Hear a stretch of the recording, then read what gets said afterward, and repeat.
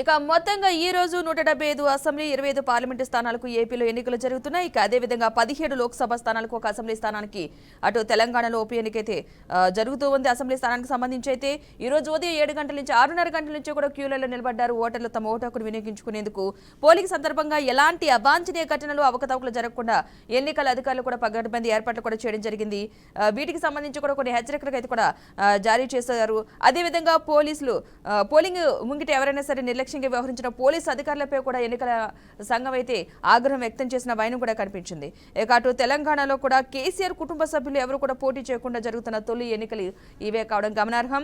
అటు ఓటర్ల చేతి వేలికి వేసిన సిరా గుర్తు చెరిపేసి మరోసారి ఓటు వినియోగించుకోవాలని ప్రయత్నిస్తే కఠిన చర్యలు తీసుకుంటామని చెప్పేసి రాష్ట్ర ఎన్నికల ప్రధాన అధికారి ముఖేష్ మీనా కూడా హెచ్చరికలు అయితే జారీ చేశారు. అదేవిధంగా ఎన్నికల అధికారులు ఉపయోగించే చెరగని సిరా ఇతరులకు కూడా అందుబాటులో ఉందని సాగుతున్న ప్రచారంలో నిజం లేదన్నారు. అదేవిధంగా అది పూర్తిగా తప్పుడు ప్రచారం అంటూ కూడా వ్యాఖ్యానించారు. ఇతర సిరాను ఉపయోగించి వాటిలను మార్క్ చేస్తే కఠిన చర్యలు తప్పవంటూ కూడా హెచ్చరికలు కూడా జారీ చేయడం జరిగింది.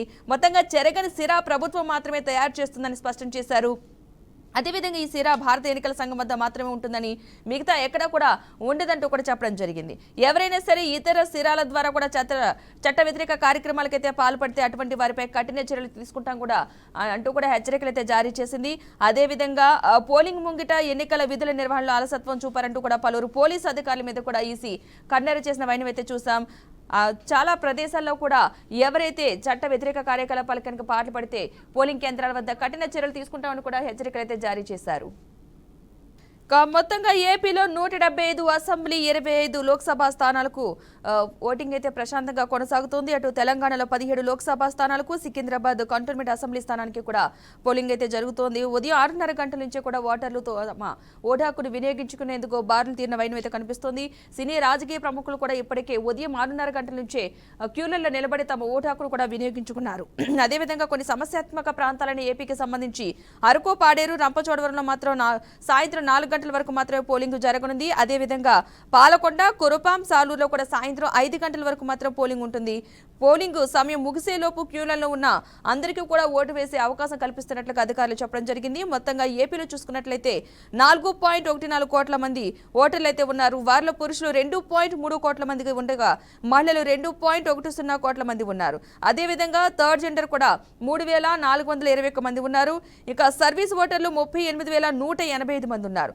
10 లక్షల మంది యువ ఓటర్లు కూడా తమ ఓటు హక్కును ఈసారి వినియోగించుకోబోతున్నారు. ఈసారి ఏపీ ఎన్నికలను ఒకసారి చూసినట్లయితే కనుక మొత్తం 46,389 పోలింగ్ కేంద్రాల్లో 34,165 చోట్ల వెబ్కాస్టింగ్ ఉంది. 1.60 లక్షల ఈవీఎంలు అయితే పోలింగ్ కోసం వినియోగిస్తున్నారు.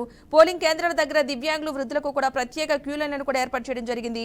అదేవిధంగా పోలింగ్ కేంద్రాల్లో భద్రత కోసం 1,06,145 మంది పోలీసు బలగాలు అయితే వినియోగిస్తున్నారు. ఒపీనియన్ పోల్స్, ఎగ్జిట్ పోల్స్ పై కూడా నిషేధం ఉంది. పోలింగ్ రోజున ఈ రోజు అయితే ఏపీలో ఎక్కడ సరిహద్దులు అయితే సీట్ చేయడం లేదు. అలాగే ఓటర్గా ఉన్న ఏ వ్యక్తిని కూడా నిలువరించడం లేదు. అదేవిధంగా గతంలో 2019 ఏపీ అసెంబ్లీ ఎన్నికల్లో 73.84% పోలింగ్ నమోదైంది. ఈసారి 83% మేర పోలింగ్ జరిగేలా ప్రయత్నాలు చేస్తున్నామంటూ కూడా ఏపీ ఎన్నికల ప్రధాన అధికారి ముఖేష్ కుమార్ మీనా తెలపడం కూడా జరిగింది.